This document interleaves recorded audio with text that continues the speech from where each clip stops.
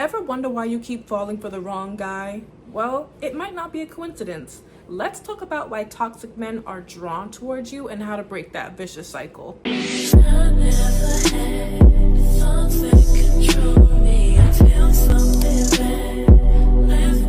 First things first, this video is for mature audiences only, okay? No, we're not going to be speaking about anything R-rated or anything of the sort. However, when I say mature audiences only, this content is only for women who are ready to take accountability for their actions, take accountability for their poor choice in men, take accountability for the wrongs that they've done when it comes to relationships, just take accountability in general. And if that's not you, then you might want to just hop off this video because it's just going to be something you're not ready to hear. So if you are ready to have this conversation as a grown and adult woman, and I know you are, then continue watching. Number 1, unresolved past trauma. Past emotional wounds, be it from childhood or previous relationships, can lead you to familiar dynamics, even if they're unhealthy. And I know this is a bit redundant to say, it's a conversation that I'm sure you've probably heard, but a lot of the issues that we go through as adults actually stem from our childhood. Our community, we are known for having the broken homes. We are known for the relationships that didn't work out. We're known for the baby mamas, the deadbeat dads, whatever you want to call it. And a lot of our young girls, for example, didn't have that opportunity to have a father figure in their life. So they didn't have that man to show them what it truly looks like to love a woman. They didn't have that example between mom and dad because dad probably wasn't there, whatever the reason be it may, he wasn't in the picture. So not only did they not get to witness that love of what it truly looks like to have a healthy relationship, they also never had to experience that love as well, because a little girl's first love is always her father. You know, he's the one that truly sets the pattern of what she looks for in the man in the future. She looks at her dad as her superhero, her protector, and the dad pours into her love. He pours into her protection. He builds her up. He reminds her how beautiful she is. He reminds her of her worth. He reminds her of the standards she should have for herself. He also paves the way in showing her and protecting her from potential danger when it comes to different things in life that we may go through. And our young men, for example, maybe a lot of them also didn't have that example with their father figures in their life. So a lot of them are trying to figure out things on their own. A lot of them are just going by what their friends say or what their mothers say. And every young man needs another father figure or male figure in their life to guide them in this crazy thing called life. And maybe they might not even have the best relationship with their mom. A lot of our sons, a lot of them feel as if they don't want to open up because they feel like it's looked at as feminine to talk about their feelings. They don't want to let their parents know, or their mom know rather, what's going on in school. Or maybe they had a father figure, yes, but the father figure probably wasn't the best role model. There's so many things that we go through as a people that we really need to take the time to just sit down and reflect on as adults before we even seek being in a relationship. That's why I talk about the singlehood period so much. A lot of people use the singlehood period to just mope and say, oh, woe is me, I wish I was in a relationship, and just fantasize about being in a relationship, because I know I was there at one point too. You know, I used to idolize relationships and I couldn't wait to get married. I was that girl. I'm gonna keep 100. I was. But at some point you have to realize that at this point in time you're never gonna get it again. And while I'm here, let me use this time to reflect. Let me build myself up. Let me actually analyze, why am I the way that I am? Let me actually analyze some of the experiences that I went through in my life and how those experiences can shape me or have shaped me and my way of thinking. It takes a mature mindset to do that. It takes a lot of insight and awareness. So it's definitely something that's going to need to be implemented, especially while you're single. So I know that was a mouthful, but honestly, take the time to heal those wounds before you seek being in a relationship, because if those wounds aren't healed, you're just gonna continue to be like a dog going back to its strub. You're gonna go back to what's familiar to you, and what's familiar to you, even though that's what you're used to, isn't always what's best for you. Sometimes what you want isn't truly what you need. The second reason why you keep attracting toxic men is because you have low self-worth. You don't truly believe that you deserve more. You don't truly believe that you're deserving of love, or the best type of love, or you have probably no standards for yourself. You don't believe that you deserve the best, so you just accept how anyone treats you, and that's not how princesses and royalty should be treated. You might not have received the best attention from any man or even your family member, but I encourage you, I behoove you rather, to read the scriptures and see what the Most High God thinks about you. He thinks you the apple of his eye. Listen, my head's not covered, so I cannot go in depth right now. But even though man may not treat you the way that you would like to be treated, God treats you differently. And once you understand the worth that he has for you, you will be able to now set a standard for yourself that you will not settle for anyone. And I'm talking about realistic standards too. Like, you will not allow people to talk down on you or belittle you. You will not allow people to put their hands on you. Once you understand your worth, you will start to take yourself seriously, and other people will take you seriously as well. People will only respect you at the bar that you set for yourself. If you have no bar, people are going to continuously walk over you, and you don't want that. The next reason is because you like to ignore the red flags. I remember I heard a quote one time that said, when people are in love, red flags tend to look like Six Flags. They just want to go for the ride and say, oh, I think that's nothing. Oh, I think that's nothing. Oh, no, it's something. You need to get off that ride and really analyze what's going on. Okay, I saw a question on Threads, Instagram, you know, their new little platform, Threads, and someone had asked, married people only, what is a tip or advice that you would give to someone who's about to get married? And I reposted it with a quote, and I said, you need to ask all the uncomfortable questions, okay?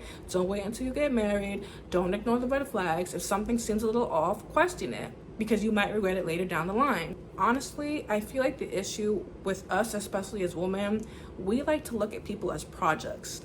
We like to build them. You know how they have Build-A-Bear? We like to build a man. Okay, a lot of us think we can build this perfect man and we can change him. It's like we're so in love with the idea of potential. And don't get me wrong, of course, each of us have potential. We all have something that we can aspire to become. But when someone shows you how they are and what they are in the moment, you need to believe that. You need to say to yourself, you know, I said to my husband when I met him, and we've been proving for some time at the time, if nothing about this man were to ever change, would I be okay with marrying him like this? You know, if all those little imperfections that I see in his character or actions or whatever, if all those imperfections that I see were to never change, is that something that I can deal with for the rest of my life? That's something that you would have to ask yourself. And you know, we all have flaws, we all have imperfections because we're not perfect. But what are the perfectly imperfect perfections for you that you are willing to deal with? I hope that made sense. I mean it in the sense that I'm imperfect and he's imperfect, but we're perfectly imperfect for each other. Because the dangerous thing about potential is that it's just that, potential. We all have potential to be something great in life, but if you don't put in that work, if you have no zeal, if you have no drive leading in that direction, the potential is just gonna hang there. If you don't see someone honestly making moves, if their actions aren't lining up with their words, no matter what they say time and time again, drop that. Drop that. You're going to regret it down the line. When you see the red flags, question it. Maybe you might not know the answer to yourself, but maybe you can speak to someone like a counselor or a well-trusted friend. And a friend that you know is not going to just say what you want to hear. Get you a friend that has some intellectual thinking, that's gonna be real with you. But yeah, you gotta stop trying to be superwoman, sis. Stop trying to save and fix people. Only God can do that. And only God can do that to a person who wants to be fixed. And there's so much we have to do on our part for that in and of itself. So stop trying to fix everyone. You can't fix anyone. Fix yourself and leave the rest in the Most High God's hands. Another reason why you may be attracting toxic men is possibly because you have subconscious thoughts that love is something that's supposed to be difficult. You know, I know we all grew up on those fairy tales when it comes to romance. Oh, the prince and the princess and it's happily ever after. I know we see things like that. And of course, obviously that's not real. You know, no relationship is perfect. We all go through things. But your relationship shouldn't be abusive. That may be something that you may have seen when it comes to your parent. Maybe that's something that your mother might have gone through or your friends might have gone through. Maybe we're just so used to seeing toxic that we don't know what a healthy idea of romance truly looks like. And so you already made up in your mind, okay, based on what my family or my friends have gone through, this is what I know about love. This is what I expect.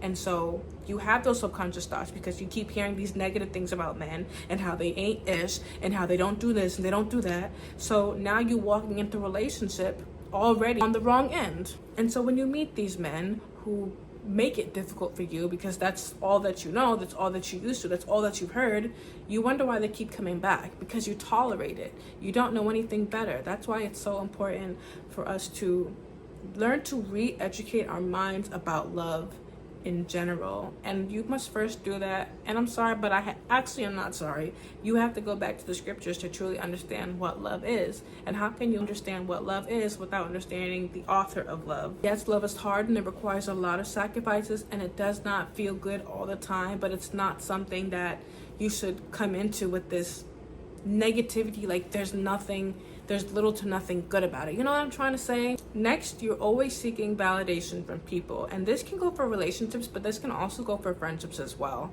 A lot of people, because they don't understand the worth in themselves, they give that power to other people to determine it for them. So let's say, for example, I don't know my worth as a woman. I don't know that I am beautiful, that I should have a high standard for myself. I don't know any of these things. And so I depend on other people to tell me what I think I need to hear. Oh, you should be doing this. Oh, you should be doing that. Oh, you don't need him. You need this. You need to start doing this. And because I don't have any true goal for myself, I just accept that. Like, what? You don't need to accept validation from everyone. You need to take the time to understand what your standards are in life, what your boundaries are for your life, what your goals are for your life, and set them for yourself. If you wait for everyone to validate you, then honey, you're gonna be a miserable person. You will meet men, in fact, and not just men, but friends in general, but I know this video is primarily about relationships, but you will meet men who will tell you what you want to hear. They'll tell you you're beautiful, they'll tell you all these things, but guess what? A lot of them will tell you that just to get what they want, and a lot of us already know what they want. So with those little temporary highs comes those low lows, and then you wonder why yet again you're in the same relationship. Keep seeking the same validation from the same type of guy. Same situation, different face. Hey guys, I know I look crazy right now. I literally just woke up. My husband's not here, so ignore my appearance, and I'll get myself together when he gets home, so not too much. Anyways, I just wanted to say one more tip I remembered. One of the reasons why you would attract toxic men is because you have toxic friends. You speaking to friends who give you the worst relationship advice. Friends who don't even take accountability for their actions, don't self-examine nothing. Get you some positive friends that's going to build you up, speak positivity in you, are not going to sit there and watch you fall into the same trap over and over again just to have a man. Like, you know what I'm saying? Make sure you get some right friends. Next, you fear being alone. You allow the fear of being alone allow you to stay in a relationship that you know is no good for you, that you know God has not ordained for you to be with, because you're just afraid. Like, what? Honey, I would rather be alone waiting on my potential husband. I would rather be alone, period, than to be with the wrong person. Do you know what that's like? Do you know what it's like to be married to the wrong person? A person that speaks down to you, a person that doesn't build you up. You have to live with this person. Like, that is hell. That is literally hell. That's why I tell people, don't be so fixated on looks. I know a lot of us in this generation, we obsessed with a cute face, a cute body. He makes this amount, da-da-da-da. Okay, but what's his character like? Because as he gets older, his looks are gonna fade, honey. He might develop some health conditions. Are you gonna be willing to stick by his side? Because all you have left after that is a character. Is his character something that will carry you through the rest of your lives together as you age together? Is it? Or were you just obsessed with his looks or with his pockets? Take your time getting to know this next person, the next person that the Most High God puts in your life. Like, stop rush. There's no rush. Take your time. Prove all things. Make sure that their words line up with their actions. Like, recognize the signs. Like, you have to really sit down. I'm not joking. Sit down and really jot down what are some of the same patterns that I've experienced in my relationships. What is the common denominator? I know it's me at the end of the day. It's not just these men. Clearly, I keep going after the same men. I need to recognize what are the patterns. Maybe I have certain attachment styles that lead me to these different types of men. Me being avoidant, me being anxious, me being insecure. What does that look like for me? Focus on emotional compatibility. Like, make sure this man is able to understand you on an emotional level. That's something I love about my husband. Like, he just knows me. He knows when I'm sad, when I'm down, when I'm happy, when I'm super, like, he just knows where I am and how to deal with me emotionally. Like, you need someone like that, because sometimes we don't be the most logical creatures, if I could be for real. And honestly, look at how they treat other people. Look at how they talk to maybe their mother, their father, their friends. When you go out to a restaurant, look at how they treat the waiters, the staff. Like, look at all that, because what might be small to you in one area may one day grow into something large. Don't just ignore those little red flags, okay? Because them red flags will quickly turn into some next thing if you don't acknowledge it now. Breaking free from the cycle is gonna require a lot of self-love, healing, awareness. Like, it's not gonna be an easy one, I'm not gonna lie. But love yourself enough to only accept a healthy kind of love. Because how can you expect others to love you if you don't even love yourself? How do you expect others to respect you when you don't even respect yourself? Work on those areas that you know you like, and so that people can treat you with the utmost respect and kindness that you deserve, sis. I'll see you in my next one. Shalom.